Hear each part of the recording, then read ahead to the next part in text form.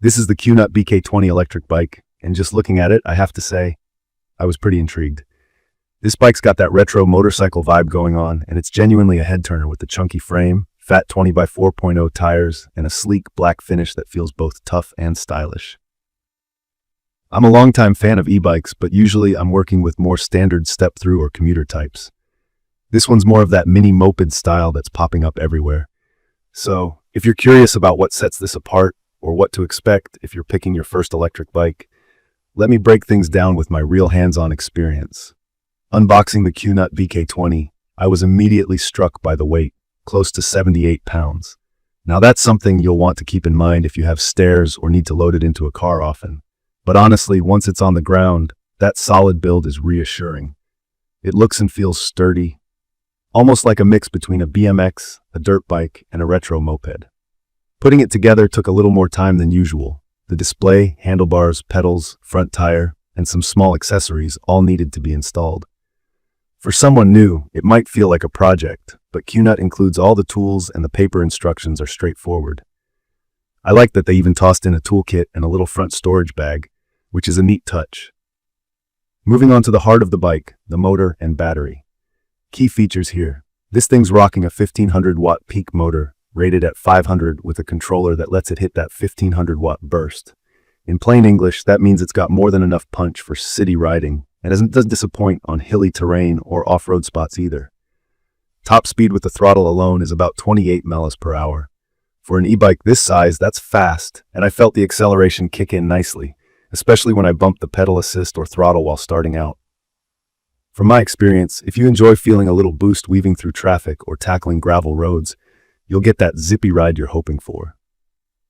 Talking battery, the QNUT BK20 uses a removable 48-volt 18Ah lithium battery, which gives it a real-world range around 25 to 35 miles on a single charge, if you're riding with mixed throttle and pedal assist.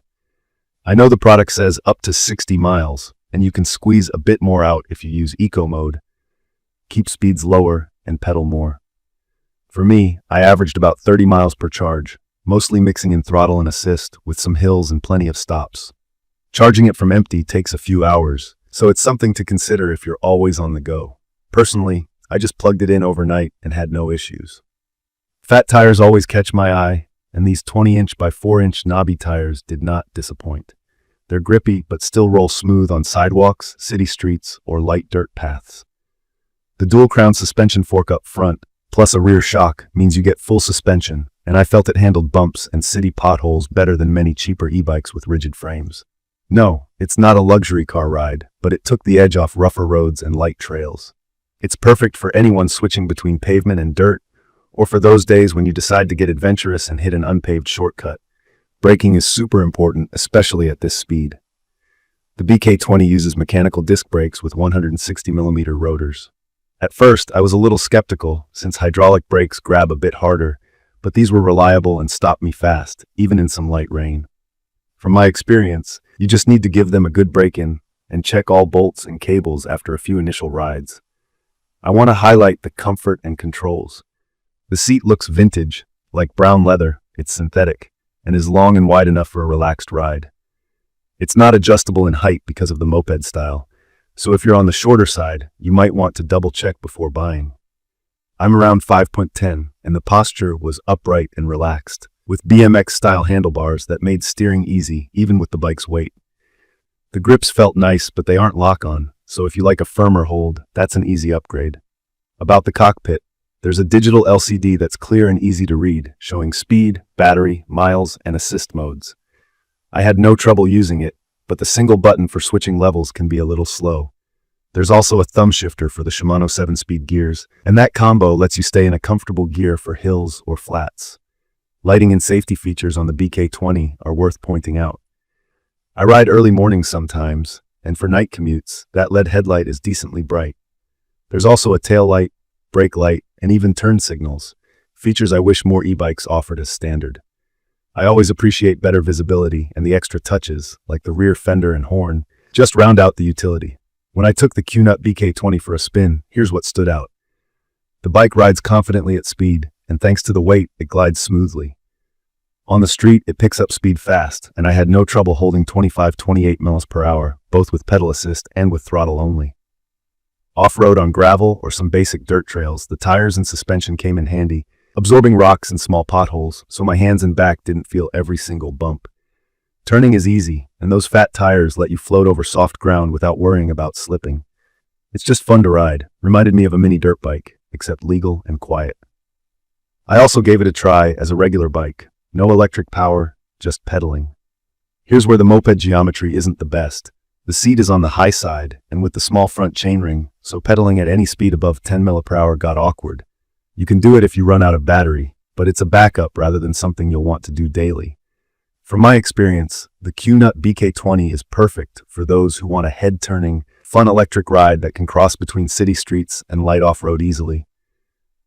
If you need to carry your bike a lot or pedal long distances with no power, there might be better options. For most everyday riders, commuters, weekend explorers, or anyone just wanting a stylish, comfortable bike that can handle a variety of terrain, I'd recommend this for sure. One thing I had to get used to was the startup sequence. You unlock the battery with a key, then power the bike on, then there's a switch on the battery itself. At first, it felt a bit much, but the upside is added security and making sure the battery doesn't drain while parked. The removable battery is convenient. I just pop it out, carry it inside, and charge it at my desk or wherever is easiest. I want to touch a bit on maintenance. These things are pretty low maintenance as long as you wipe it down after wet rides, check the tire pressure, and keep an eye on chain lubrication and brake pads like any other bike. Since the battery is removable and the electronics are fairly simple, nothing here felt intimidating to manage. In conclusion, the QNUT BK20 is a solid, fun, and reliable electric bike, built for those who want a bit of everything: speed, adventure, comfort, and style. In my opinion, it nails that balance between practical city riding and pure fun on rougher ground. My initial concerns about setup and the unique moped geometry faded as I put on more miles, and now I can see why this design is catching on. If you're looking for an e-bike that can turn daily commutes and weekend rides into something more exciting, this is definitely one to keep on your radar. That wraps up my quick review of the QNUT BK20 electric bike. If you found this video helpful or want to hear more real talk reviews, don't forget to hit subscribe and drop your questions or thoughts in the comments below. Thank you for watching.